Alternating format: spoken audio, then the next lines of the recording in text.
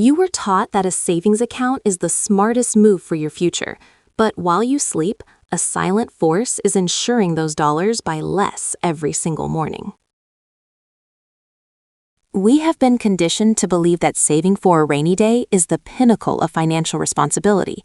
Your parents told you, your teachers told you, and your bank most definitely told you. But what if I told you that the very act of leaving your money in a traditional savings account is one of the most effective ways to lose wealth in the modern world? This isn't a conspiracy theory. It's a mathematical certainty built into the very DNA of our financial system. This is the story of the Great Deception and why the safest place you've been told to keep your money is actually the most dangerous. Imagine you had $100 in 1970. You put it in a safe, believing you were protecting your future. If you open that safe today, you'd still have a $100 bill. But while the number on the paper hasn't changed, its soul has been ripped out.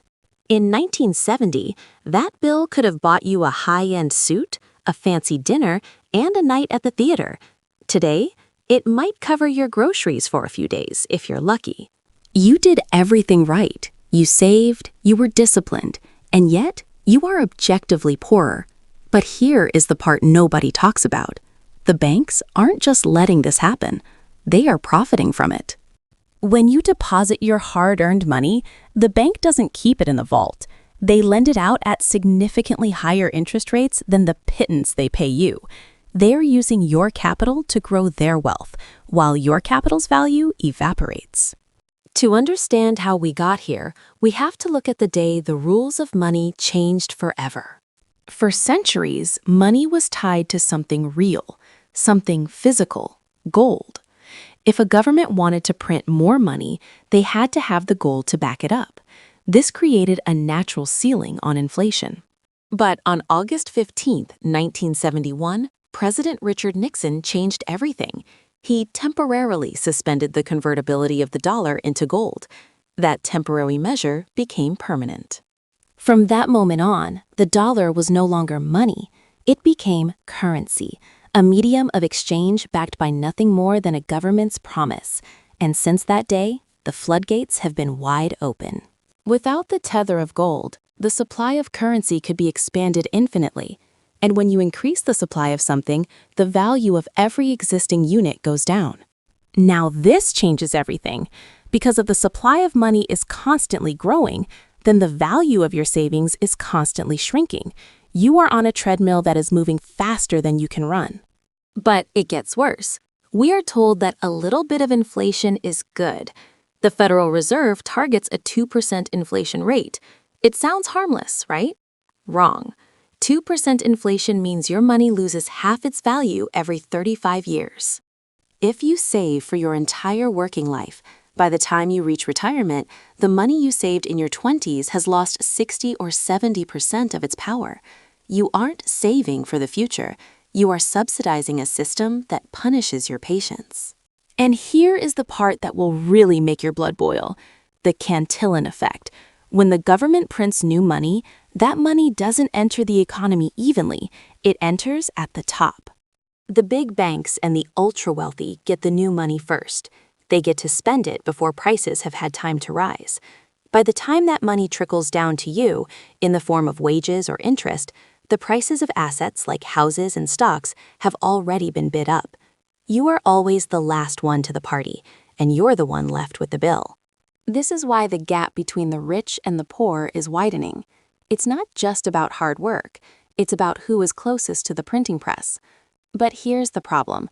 We can't just stop using the system. Or can we? The system is designed to keep you in cash. They want you to keep your money in the bank because that provides the liquidity for their entire game. But here's the twist. The truly wealthy don't keep their wealth in cash.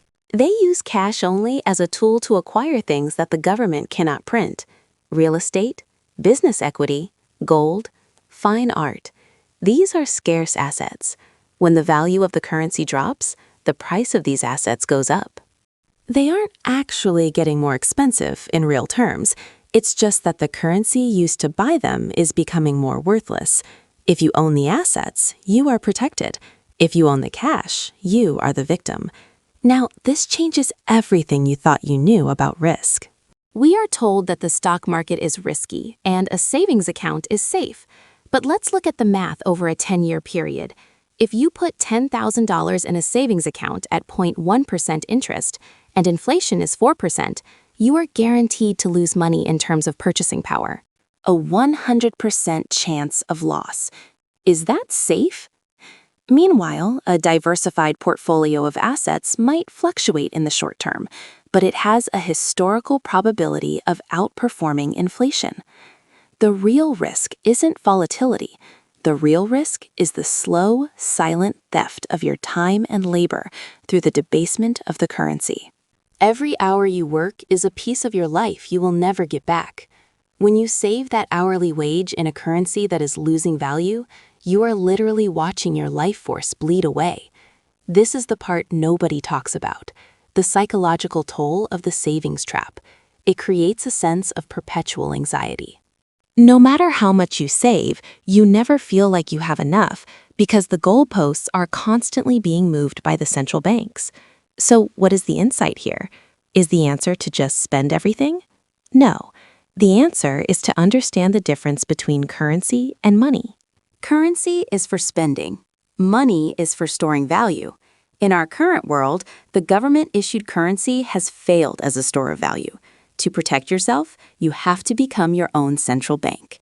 You have to move your wealth from the collapsing world of paper into the hard world of assets, whether that is Bitcoin, gold, real estate, or your own education and skills, things that cannot be inflated away by a bureaucrat with a keyboard. The system is not broken. It is working exactly as intended. It is designed to transfer wealth from the savers to the debtors. Because who is the biggest debtor in the world? The government. Inflation is a hidden tax that doesn't require a vote in Congress. It's the perfect way for a government to pay off its debts with cheaper and cheaper money, all while the citizens wonder why their grocery bills are doubling. The reality is harsh. In a world of infinite printing, the only way to stay safe is to own things that are finite. We have been trained for generations to be good savers. We were told it was the path to the American dream, the path to stability, the path to freedom. But the rules have changed, and the old map is leading us straight into a canyon. The next time you look at your bank balance and feel a sense of security, ask yourself, is that number representing your future? Or is it just a countdown clock for your wealth? The bank vault from the beginning, now completely empty, with a single withered leaf blowing across the floor. The system isn't going to save you. Only your understanding of it will. Remember, while you're working for the money is being worked against you. The war for your wealth isn't coming. It's already being fought in every transaction you make. So the next time you think about saving for your future, remember, you might just be setting your future on fire.